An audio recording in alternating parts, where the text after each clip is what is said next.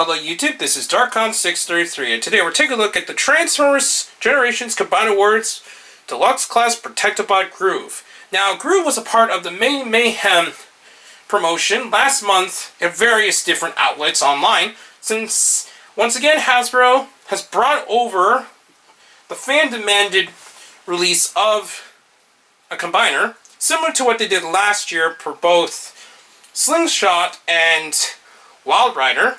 So, it actually is a pretty cool release. I initially did not care for this mold due to the fact that I was really caring about the size, scale differences between the other Protectobots, and I thought that the Legends class figure would work really well for what it needed to do.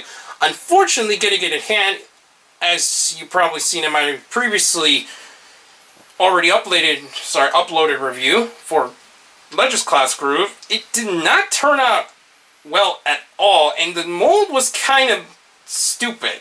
It just didn't really work out.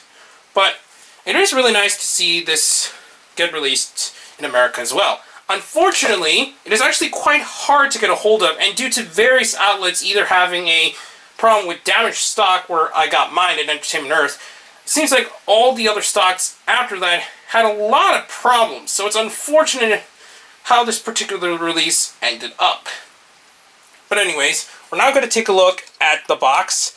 Unlike the other Combiner Wars released in America, it does not include a comic, which causes the box to be a lot smaller than usual. Another thing is that, I'm not sure how well it picks up from the bubble here, but for some reason, in order to fit in the box, the figure was actually placed in this position, and I've never seen a figure, in at least a Transformer, ever packaged this strangely, so it is a bit weird how that turned it out. Anyways, we're going to take a look at the rest of the box here. Shows a picture of Groove in his motorcycle mode. Shows that it is promoted as a piece of Skyrain, though obviously it actually is a piece of Defensor. Shows that it's part 4 or 5 of it.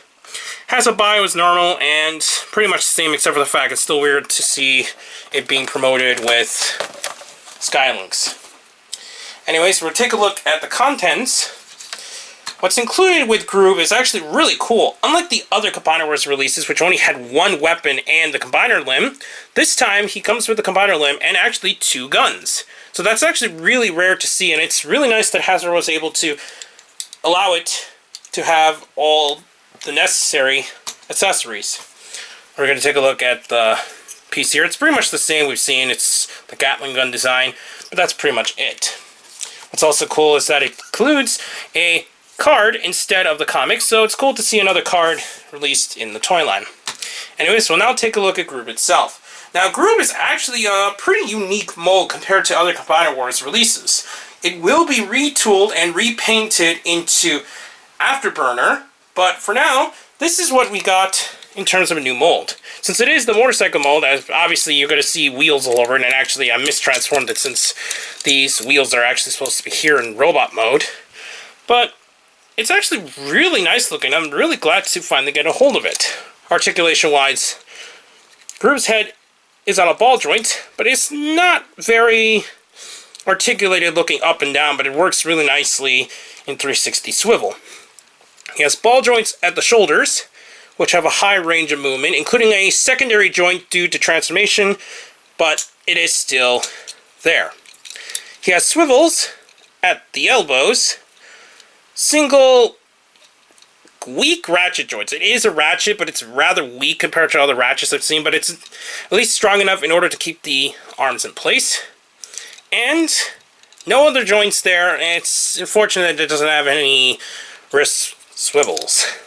He has a full 360 waist, which is nice, ball joints at the hips, swivels at the thighs, bends at the knees, but it does kind of get dislodged at times. But that's pretty much it articulation-wise. You're not going to see anything else in the legs. So that's pretty cool for what it needs to do. Anyways, transformation is actually quite interesting. It's very similar to some other bike Transformers I've seen, but it still works really nicely, actually, and there's not much complicated parts to it, so that's cool. it opens up like a standard Combiner Wars release you've seen so far. This is pretty much nothing new in just the way that the legs work. And we're gonna push this in like this. And then, before we connect these together, what we're gonna do is take these wheels, and this is the reason why it was in the wrong place earlier, since I just transformed it back into his robot mode not too long ago. And it snaps to place like this. What we're going to do next is make sure that this faces down like that. What we're going to do next is turn the head so it won't be visible in this mode. And we're going to turn this around and collapse it completely like this. So now we got almost the full motorcycle mode. What we're going to do next, though, is that we're going to actually plug these pieces here onto the chest there. So we need to position them in a way so that we get them into place. So now we're going to push these so that the silver shoulder pieces actually go into the little cavity there. So it looks like that. Turn these around, and we're going to plug these into the chest. So it looks like that. And there we have him fully in his motorcycle mode. Now what's cool is that it actually includes a kickstand as normal, but the only thing I don't like about it is that there is no way to hide the hands. Now that's something pretty close to what we've seen in the previous releases of Combiner Wars. Unfortunately, it seems like in order to make a lot of shortcuts, not many of the hands actually hide in transformation, but it does work for what it needs to do. It's a pretty standard looking motorcycle. It's a really nice police motorcycle design. What you can do is, on the back wheels, there's actually little pegs that you can actually peg on the weapons. And on the box it shows that the weapons kind of face forward like that. So we're just going to plug them on as normal. So it looks like this. What's also actually kind of interesting is that on the top of each of the blasters, they have this little siren actually molded in. So I think it looks really cool for a police motorcycle design. And you can obviously just plug this on top if you kind of want to arm up the motorcycle mode. So it looks like that. It's not a very conventional place to put it, because with that it's kind of hard to see in front of me while you're driving, but obviously since he is a transformer, it doesn't really matter, to be honest.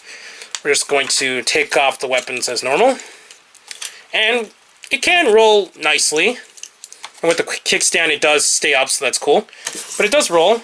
The back wheels don't roll as well, but it works for what it needs to do. Anyways, he does have ability to combine with Defensor, so now we're going to look at Defensor and how it looked like in the original G1 cartoon. And now we're going to fully transform Groove into his limb mode. Now, similar to other characters in Combiner Wars, we're just going to keep it at his motorcycle mode, since it's a lot easier to change it into his limb mode from this point on. We're going to put away the kickstand, and we're going to take this piece so it looks like this, and we're just going to turn around, and that's pretty much it for limb mode, except we do need to obviously do the standard what we've seen with the other limbs. We're going to put away the head so that now we can push this up into his limb mode. And now we got it complete.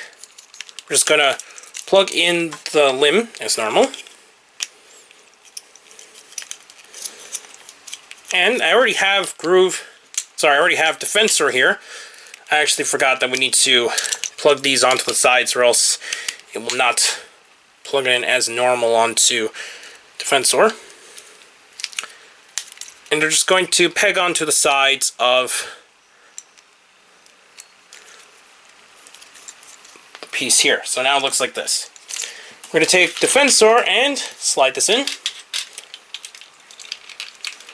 And with that, we have Defensor as he looked in his G1 cartoon. Now obviously, once again, Combiner Wars has changed quite a bit from their overall designs, but this pretty much is a good representation of the full G1 counterpart. Now while I still really like Rook for what it is, and it's really nice, it's still really cool to finally see Defensor in his full original design. At this point in time, Blastoff is the only character that has not gotten the full treatment compared to Superion and Menasor, so it'll be cool to actually see the full Shuttle Blastoff later, if possible.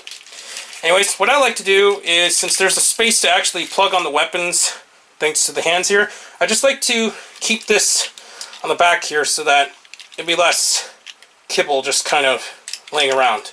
So it's okay that I'm just going to plug these on. Now, Defensor is now fully how it should have looked like in the first place. But I really enjoy Groove for what it needs to do, and it's really nice that Hasbro went out of the way once again to actually release it stateside, even if there's some complications in the actual physical release itself.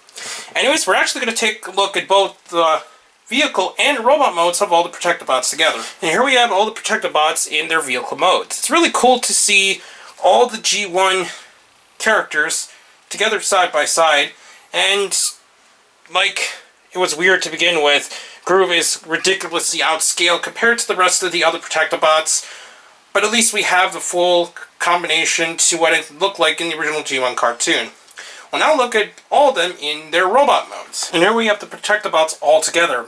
It has been a very long journey in order to finish off Combiner Wars, and it's unfortunate that Hasbro, nor Takara, has shown a Predaking, Abominus, and Piranacon. So, as of right now, this pretty much finishes off all the Combiner Wars releases. Defensor may not have been my most popular design of the Combiners in general, but it turned out pretty cool for Combiner Wars, and actually I really enjoyed the look of the Combiner Wars version, since it had a lot more stylized design compared to its original G1 design. So I highly recommend picking up Groove along with the rest of the Protectobots, since they are a very nice set of combiners, and I highly recommend all the combiners in general. They've done a really nice job up to this point to release the combiners, and I cannot wait to see what we'll see in the future. I'm actually not going to be getting the Hasbro version of Computron. I'm going to go straight to getting the Japanese release, since Takara actually did a really nice job of making theirs compared to the Hasbro release. So, in just terms of regular Combiner Wars under that subline, this is pretty much it. This is the final release we'll see in general, unless Blastoff comes on along, and technically will still be under that category. But anyways, please comment, subscribe, and check out Hirotaku. Also, please check down the other channels down below, and please check me on Twitter under Darkon633. I'll be back to bring more Transformers reviews, but for now, I'll be sending you to the